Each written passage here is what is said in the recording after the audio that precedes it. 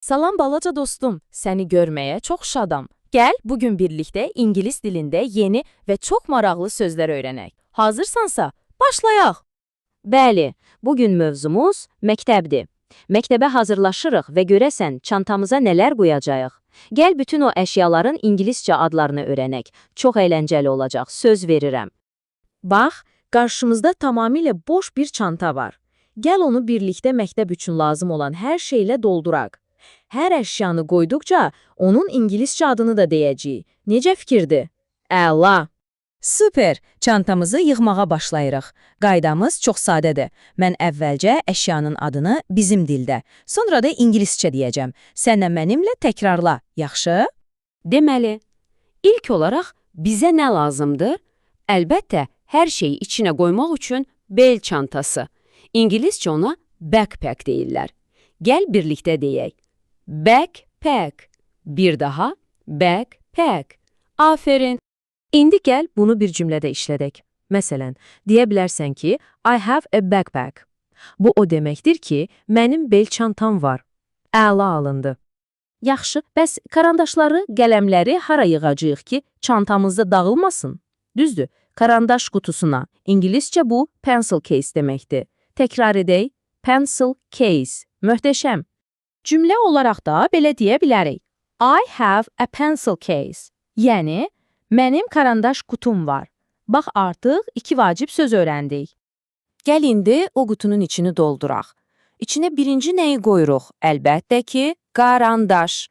İngiliscə ona pencil deyilir. Gəl, sən də de. Pencil. Super. Gəl cümlədə işlədək. This is my pencil. Bilirsən bu nə deməkdir? Bu mənim karandaşımdır.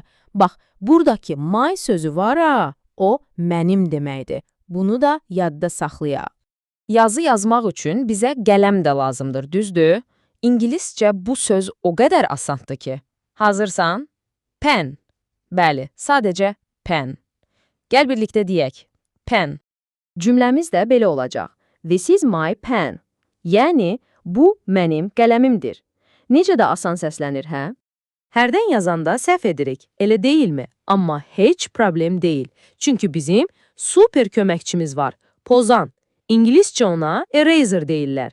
Gəl, tələffüz edək. Eraser. Bir də eraser. Əla. Məsələn, dostuna deyə bilərsən, I have an eraser. Yəni, mənim pozanım var. Çox yaxşı gedirsən. Bəs rəsm çəkmək istəsək? Dünyanı rəngbərəng etmək üçün bizə rəngli karandaş lazımdır.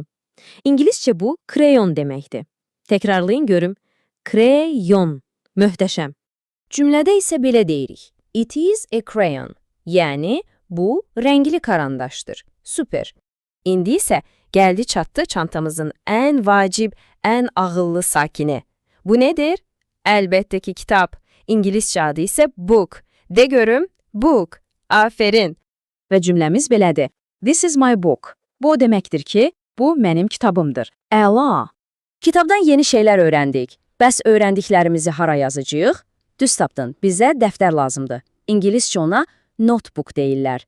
Gəl birlikdə deyək, notebook. Səndə əla alınır. Bu da sonuncu ləvazimatımız. Onun üçün cümləmiz belədir. This is my notebook. Yəni, bu mənim dəftərimdir. Vəssalam, artıq çantamız məktəbə tam hazırdır. Afərin sənə. Bütün əşyaları çantamıza yığdıq və bir sürü yeni söz öyrəndik. İndi isə oyun vaxtı. Gəl yoxlayaq görək, sözlər yadında qalıbmı? Bu çox əyləncəli olacaq. Hazırsan? Diqqətlə şəklə bax. Mən soruşuram. What is it? Yəni, bu nədir? Biraz düşün. Tapdın? Əlbəttə.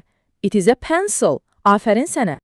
Gəl indi də buna baxaq. Yenə eyni sual. What is it? Bu nədir? Nə ola bilər? Bunu oxumaq üçün istifadə edirik. Bəli, it is a book. Sən bir möcüzəsən. Sənə afərin düşür. Çox diqqətli idin. Gəl indi öyrəndiyimiz bütün yeni sözləri bir nəfəsə sayaq. Başladıq.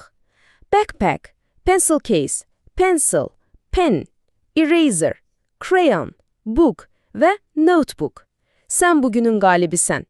İndi isə ən maraqlı tapşırıq sənin üçündür.